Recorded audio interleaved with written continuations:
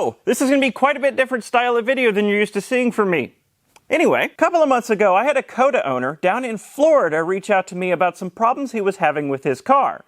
Given the symptoms he was describing, I thought I knew what the issue was and how to fix it, but that presented some problems. I needed to get some of the parts that I had in my shop here in Missouri down to Florida, and the parts specifically were battery modules, which made that more difficult. And who are we going to get down in Florida to work on a CODA? There was some back and forth. He called around to several different shops, but eventually we decided, to heck with it, it'd be much easier if I just threw the parts in my car, drove down to Florida myself, and worked on the car myself. All he had to do was find shop space to rent that had a lift and some EV-specific parts just in case. And that's what he did. So I threw the parts in my car and took off down to Florida. I'm in Crystal River, Florida at the, what's the name of the shop? We're Green Shed Conversion. This is Steve from, as he just said, Green Shed Conversions. He's been doing EV conversions for 30 years. When Andre said he found shop space to rent, I had no idea it was going to be this incredible EV conversion shop. We probably lost 3 hours in conversation to Steve that day. And this is Andre. You got a mic, so you can speak too. How y'all doing? This is his CODA. He sent me an email a couple of months ago, said when I get down to about, I think you said 50-something%, Yep. the lightning bolt comes on, which indicates low charge in the car. And then shortly after that, it'll die. And he wanted to know what the issue was. And I said, well, it sounds like you've got a couple weak cells in your battery pack. My CODA has the same issue. So it's really expensive to ship batteries. I drove down here with 4 modules from one of my spare CODA packs, and we're in this shop, and we're going to drop the battery pack out, inspect the voltages of each cell, see if we can find the weak cell in the battery pack and replace it with, hopefully one of my modules is good. We'll probably have to either charge it or discharge it to match the voltage with the rest of his pack, and this is your only car. This is it. I mean, you've got your girlfriend's car. Yes. But this is your car. This is it. So hopefully we can make it more functional for him. I have the CODA diagnostic scanner, which is the grossest object you will ever touch. That is insane, man. I've never seen a diagnostic like that. Here's the scanner. How it got this disgusting and sticky, I have no idea, but it says CODA on the back. It's the real deal. So Andre, while this is loading up, tell everyone why you wanted a CODA. Okay, I wanted an electric car. I ended up with a CODA. But yeah, I've always wanted one. Always wanted to get off of gas. And so I was searching for something that was in the range of my budget, you know? Yeah. So I ended up on Craigslist, and there was this guy selling it down in Fort Myers. He had on there a nice little advertisement, you know, rare EV, da-da-da. Can I have the key? Not to interrupt you. So, you know, like everyone else, I had no idea what a CODA was. Yeah. So I did go online. I did find you, and I did find Out of Spec, who found the CODA for $1. I was so intrigued that this CODA started up after 10 years and moved. I was like, let me get it. So the guy wanted it. It runs well. It only had 24,000 miles on it, if you can believe it. And I went down there and got it. And here it is. I am one of the few in the country that have a CODA. Yeah. And unlike almost everyone else, this is your car. You didn't buy it as a silly fun novelty on the side. You bought it to use as a car. Yeah, absolutely. All right. Cell voltage average is 3,293 millivolts. The minimum is 3266, so not that far off. And the highest is 3296. So, oh, well, actually, that is a pretty big difference. So the average is 3293, and the maximum is 3297, but the minimum is 3266. And the max cell ID is floating back and forth between 2 and 16, so they're all pretty much at the same voltage, but the minimum is solid, so there's 132. Do you want to do the honors? Disconnect the high voltage from up to... Oh, we should probably disconnect the 12-volt battery first. Ground. Unhooking this one. Okay. You know, the one with all the corrosion on it. All right, you're going to show me... Just... Oh, yeah. Lift it up. This end of the high voltage cable was rather stuck, and I didn't want to risk breaking it, so instead we left it be and just disconnected the other end at the top of the pack. Did I say trouble-free? I obviously meant troublesome. Yeah. I'm like, wait a minute. And this is the high voltage disconnect access plate under the rear seat. All right, this is the same connector, but in the back, and there's less access. But this is the one that needs to come out. There's no getting around it. Hey, Andre, you're in front of the camera. We just disconnected the main high voltage disconnect. It comes off the top of the battery pack, as well as a little connector, this one right here, and I believe the high voltage input for the J1772 on the side of the car.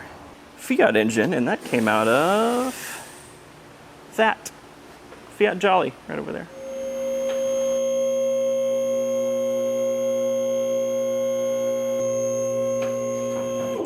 My cars, all of them, are missing this plastic piece, lost to time, and underneath it is the disconnect loop. So it's just a loop in the middle of the pack that breaks it in half. No, you have to influence. Ah! Got it. Let's pull it out.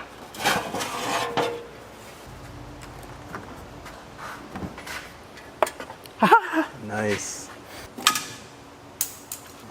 I want to work here for a week just to organize their shop. Okay.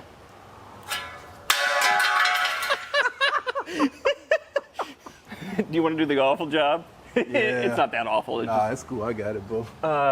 this edge of pack connector needs to be untwisted and then pulled out. Wow, that was okay. That was easy.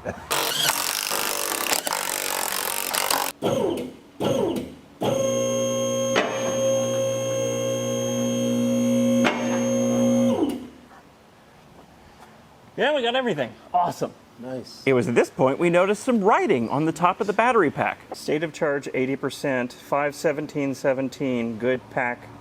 Oh, get out of here. Good pack swapped. Which brings up several questions. What was wrong with the old pack? Who swapped it out in Florida? Where'd they get a replacement CODA battery pack? This last question is made even more mysterious by this writing we saw on the side of his battery pack. Where did this come from? We may never know. It's probably Carl. Holding down the top cover of the battery pack are not bolts, but rather steel load distribution strips held in place by loads of little spring clips. They're a pain to remove, and they take some time, but eventually we got it all done. And then... lift it on the back. We might be able to carry this off now. Okay. Hey! There we go. All right, let's, I guess, go behind it. And there we have it. Pristine CODA pack. 3.3. As I said earlier, I'm looking for a cell group in the pack reading a slightly lower voltage than all the rest of the cell groups in the pack. Everyone was reading 3.30 volts except 3.28. Let's mark this one. Can you find a Sharpie? Yep. I also checked all the cells under the high voltage control boards in the back of the pack, but thankfully they were all fine. 3.3. Every cell in here read 3.30 or 3.31 volts except this cell grouping right here. It read 3.28. When we measured it, thankfully it's not one of the modules underneath all of that gubbins over there. In the back of the Polestar, I brought with me 4 spare modules. 2 of these are 5S from the back of the pack. 2 of these are 6S from the rest of the pack. And these two are different in the way that this angled connection point, on this one it's negative, on this one's positive. Same with over here, negative, and this one's positive. So I brought with me the 4 individual types of module because I didn't know which module was bad in his car. So I just brought all 4 of them, and hopefully they're good. We'll take them out of the car now and see what I need to charge or discharge them to match the voltage in the rest of his car. We're in luck because if these cell voltages didn't match the cell voltages of the rest of the pack, i.e. 3.30 volts, we're going to have to charge each cell individually to match the voltage. But we probed it, and oh my God, it is exactly the right voltage.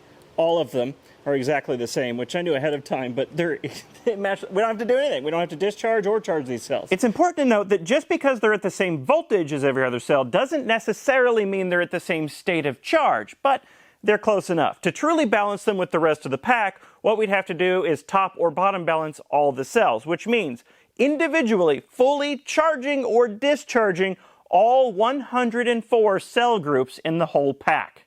I was only there for a day, not an entire month, so matching voltage is good enough. I did take a picture of all this so I can put it back in the right